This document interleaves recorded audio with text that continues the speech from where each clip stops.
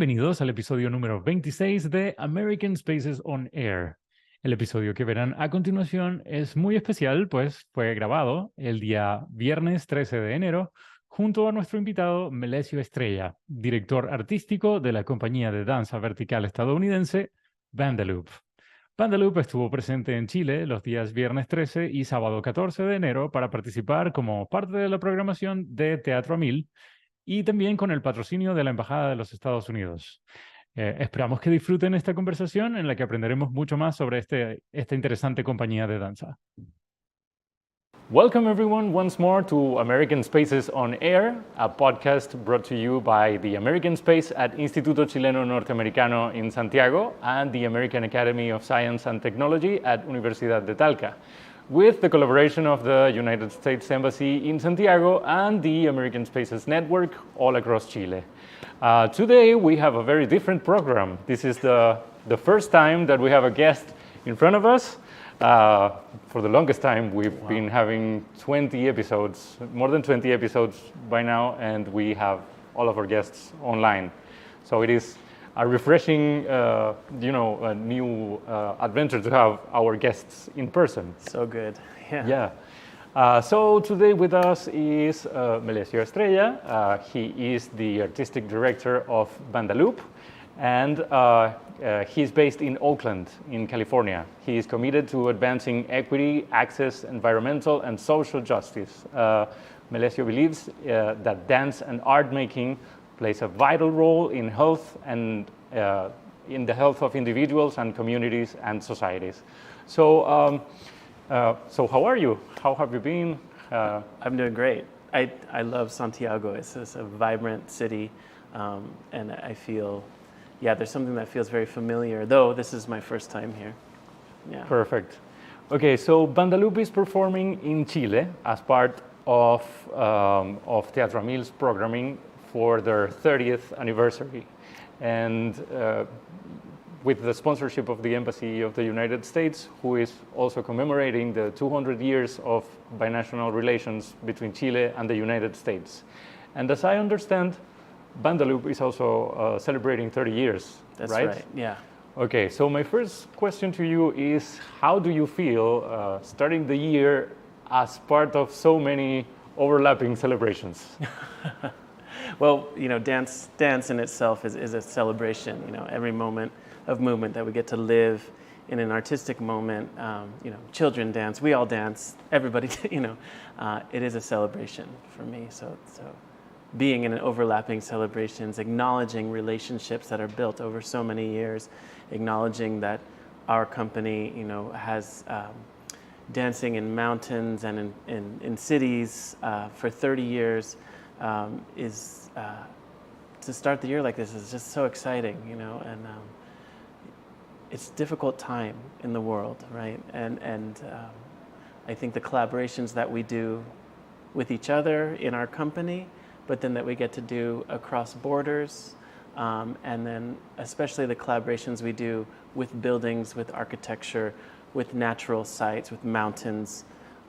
These collaborations, they give us hope in hard times.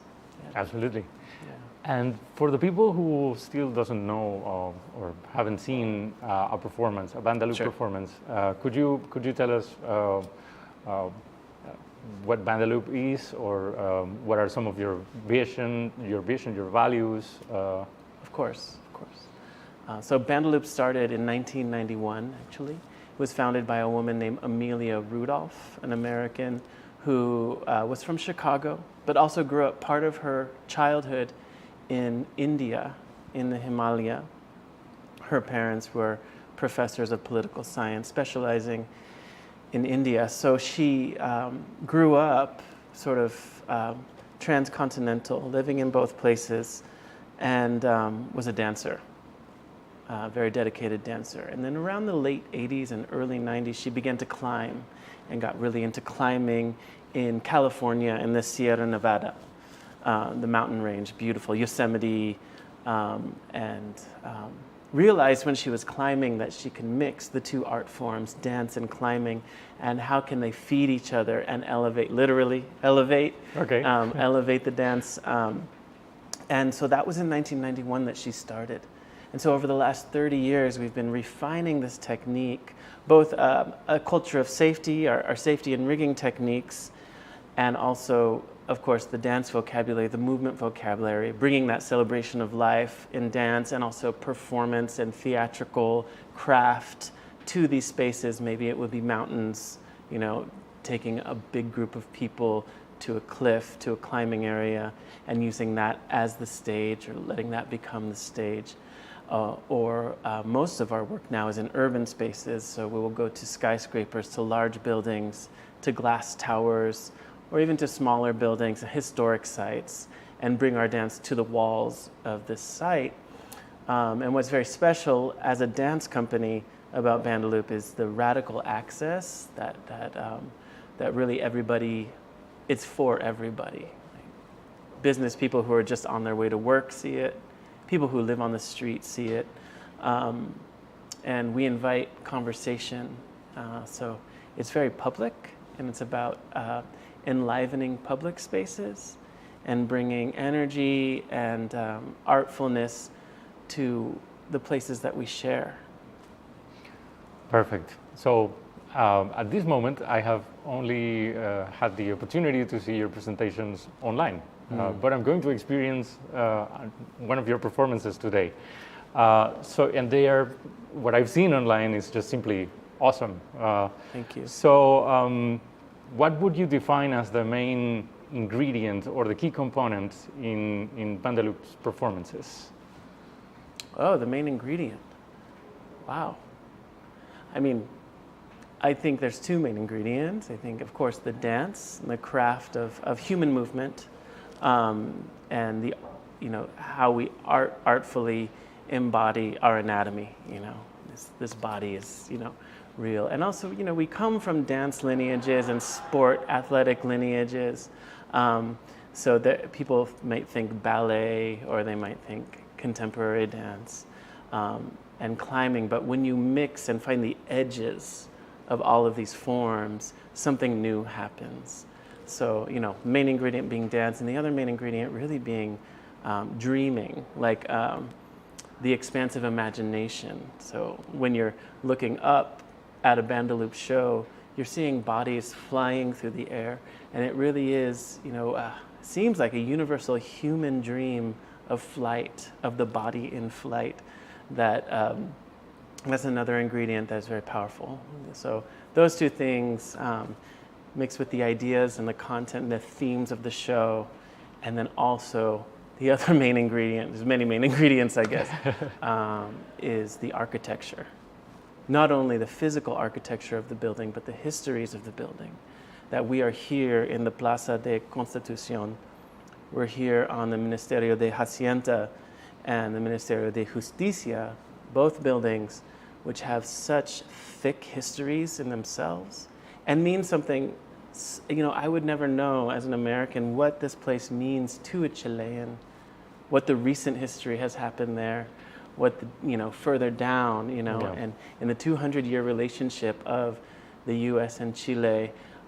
Me and as an American, I'm coming in just learning, you know, I'm just open to find out.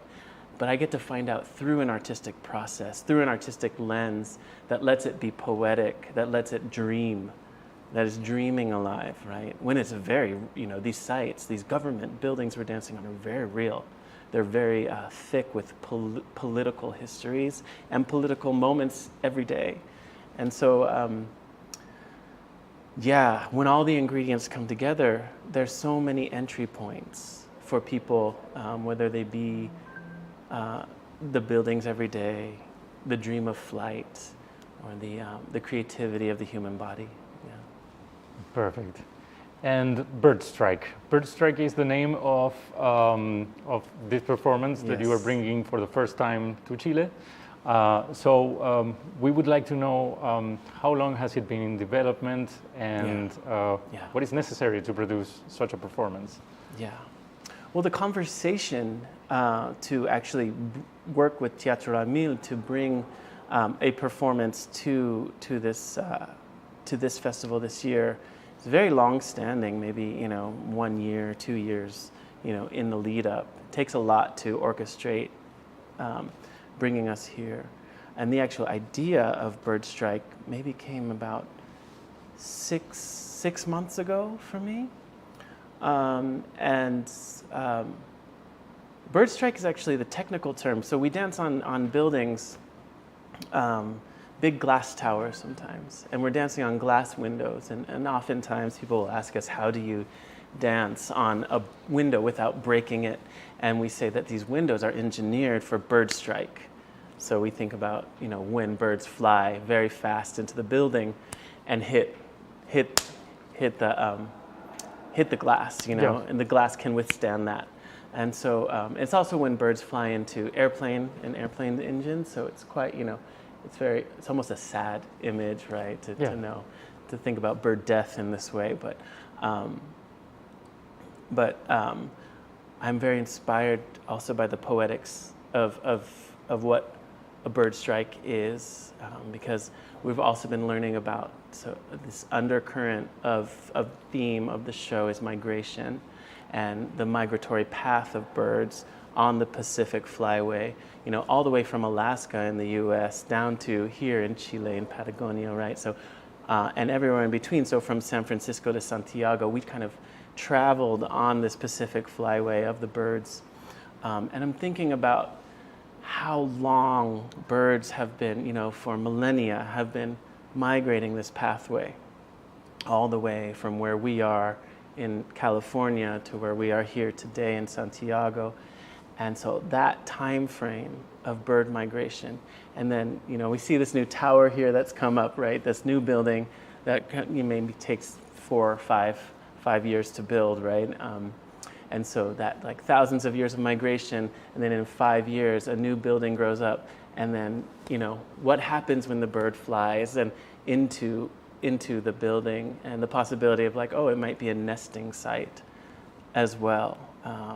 One of the we work with a composer named Destiny Wolf, who's singing live here, and she wrote this gorgeous, gorgeous song, aria to these themes. And there's one line that kind of really holds a lot of meaning for me, and she says, "Aquí la ventana reflecta mi alma," right? So she's like, does the bird fly in and die? Does the bird fly into the window and see their own self in the glass? Can the building reflect ourselves?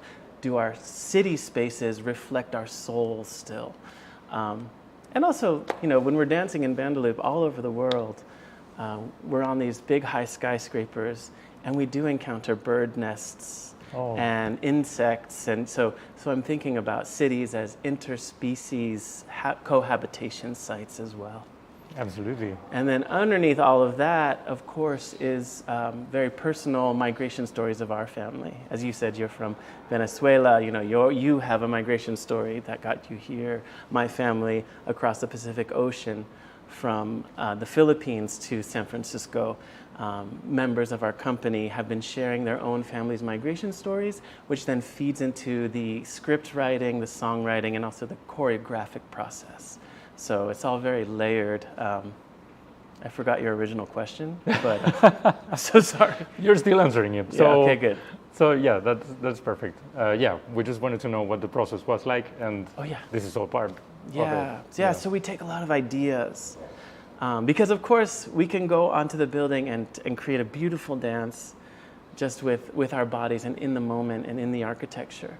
But for me, it's really important to bring in human stories and the actual human voice. And in this time when, political moments all over the world are so heated, borders are such a really intense theme in our everyday lives and our families, and very painful, and also the possibility of crossing a border, right? And so for me to be able to have an artistic process where I can learn about bird migration, I can learn about borders, I can learn personal stories of the people that I'm with, is such a gift. Absolutely. And we think about birds, just flying over. Human borders mean nothing to birds. So Absolutely. yeah. Perfect. Okay, so since you're mentioning that it is so important to get to know all of these stories and to also send those messages, nowadays it is very important to promote that every person can become an agent of change. Yes. So how would you define the impact that dance has on people, especially on your commitment to inclusion, diversity, equity, and accountability and access? Oh, thank you. Thank you for that question. Well, dance, as you know, I've also, the whole time I've been making dances as a dance artist, I've also taught. I'm also a teacher. It's really great that, with the collaboration with the festival and the U.S. Embassy, we were able to offer workshops here. But really, the act of dancing is transformational in itself. Whether it's like you go to a studio, you train and dance, or you go out to the club, or you just dance in the morning when you wake up in your kitchen. But this process of allowing a sort of joy in the body is primary to transformation. When we do that together, when we come into a room and allow each other and say yes to the body, all kinds of bodies, that coming together and affirming each other, just a physical form, is saying, yes, you have a space in the world, a space of celebration, and that starts in your body. That in itself is very simply transformational. And then creating curriculum and pedagogy around that so that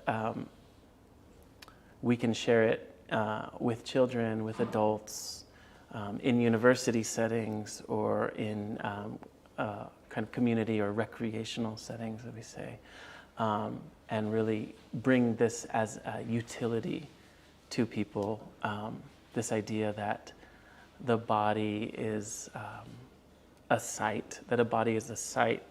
Our bodies are sites of celebration, of feeling, and affirming our humanity. And that we can do that with each other. And in the same way of crossing borders or seeing across borders, that our differences we celebrate, and our differences are really foregrounded in the body, and it's also, that right now, I know in the States, mental wellness, brain health, physical health, right, and disease, there's medicine that we take, and I do believe that dance is a sort of medicine and a sort of a pathway, of course, to physical wellness and exercise, but also mental wellness, Absolutely. Emotional wellness, and so that's the level that we work. And then hopefully when we are creating these performances around ideas of migration, around ideas of flocking, what does it mean to be a part of a flock, around ideas of celebrating nature, protecting nature, learning from nature, accepting ourselves as nature. If I can create conversations around these ideas, I think that also will help transform societies, right? If we're just, we bring these conversations up. And often in Bandaloop, we're doing these performances where, because there's no ticket price, it's free, thousands of people will come. So I feel like the possibility for impact is there with the themes of the show, if I can get them across in some kind of poetic, heartful, but very also sort of a logical way. Yeah. Absolutely. And yeah, I agree 100% on the fact that just dancing, even without being a professional dancer, makes you feel good. Yeah. And you don't know it until you get to experience it. Mm-hmm. So it's also very important to give people the chance to experience dancing together, or to share something like dancing as an art form.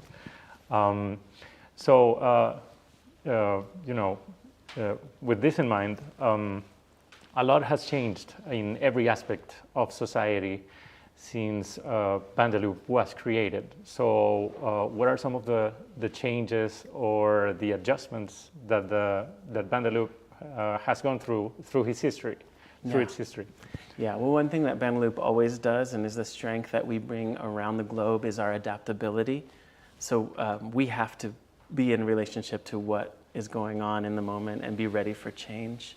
And also dance is all about change, right? It's just like being in the body and working in transition always. The movement is always transitioning, always changing.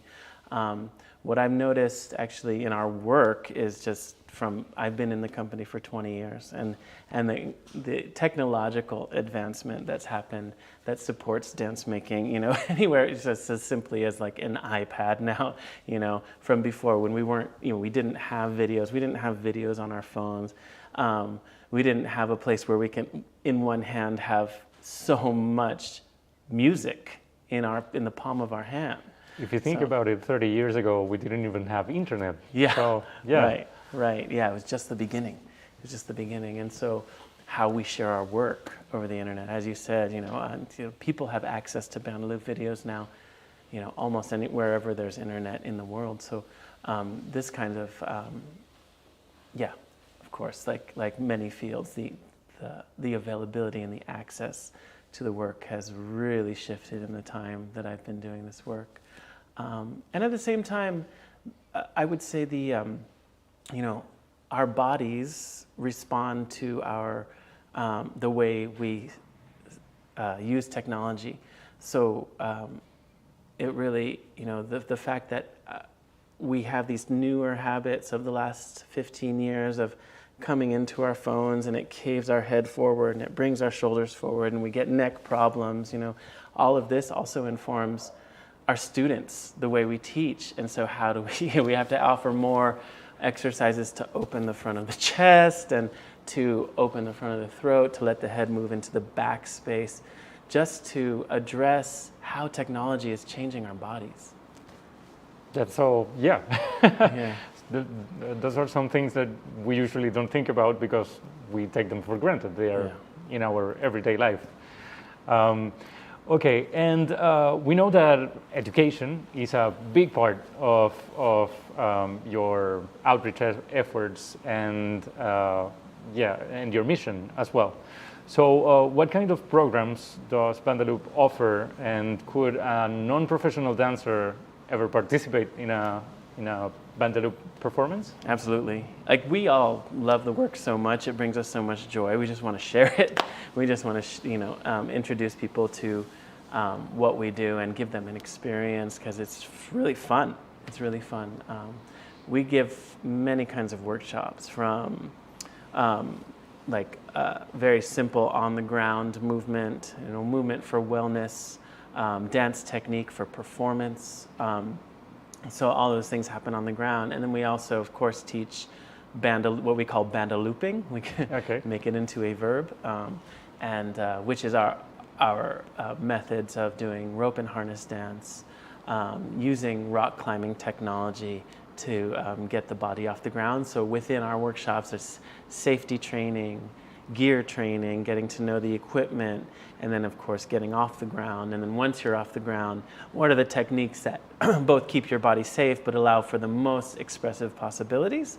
So over the last 30 years, we've been designing these workshops of how to share this work with, right now the youngest people we teach, I think, are 7 years old. Wow. All the way to, we had an 84-year-old student last year. So we work with all ages. And we're also collaborating with other dance companies in the sort of disability access world. So, and also climbers who are creating disability access in climbing guiding, to try to create, we're asking, like, where are the limits to who can learn this work or who can enjoy this work, and how can we push those limits, stretch them skillfully, so we can, work with the disability community, work with the, other communities who don't usually do this kind of thing. That's amazing, and I'm sure that's something that a lot of your participants enjoy a lot. Yeah. And I think I saw a video recently where you said that you are renovating your spaces. We are, yes. Yeah, we have our home studio in Oakland, California. We are doubling its size, and also doubling the programming, the educational programming and it's a big time of growth for us as a company because we are still touring around the world, still creating a lot of live performances. At the same time, our education team is growing in a big way this year right now. So we'll open our new studio in Oakland, or our renovated studio in Oakland, hopefully in May of this year, to be able to offer more programs and create a space for dance, other artists, other dancers to come.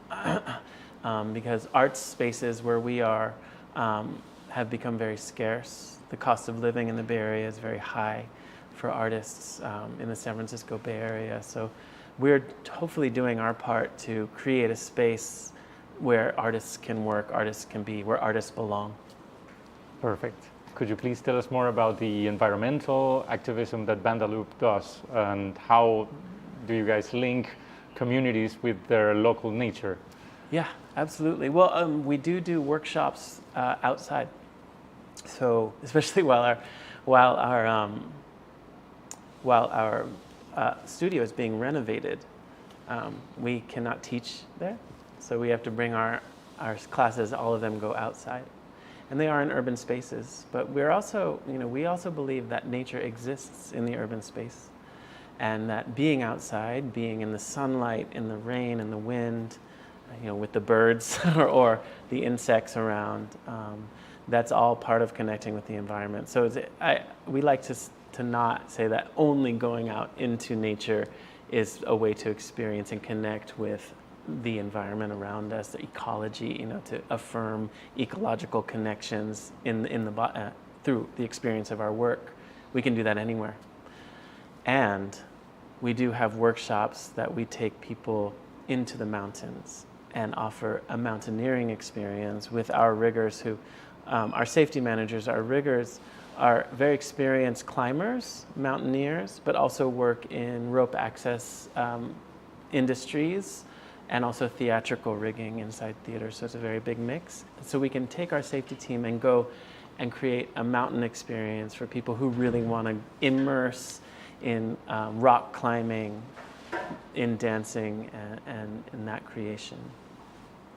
Artistically, in recent years, since I became artistic director at the beginning of 2020, it is my priority to lift up environmental issues, one of my priorities, through the art making. It just gives me an opportunity to learn about these issues, to research. And also my husband, my spouse, is a professor of climate and society at UC Berkeley. So he works at Energy and Resources Group and also at the Lawrence Berkeley National Lab, doing research on climate and society, and also the usability and co-production of science with stakeholders and managers who are dealing with climate adaptation right now.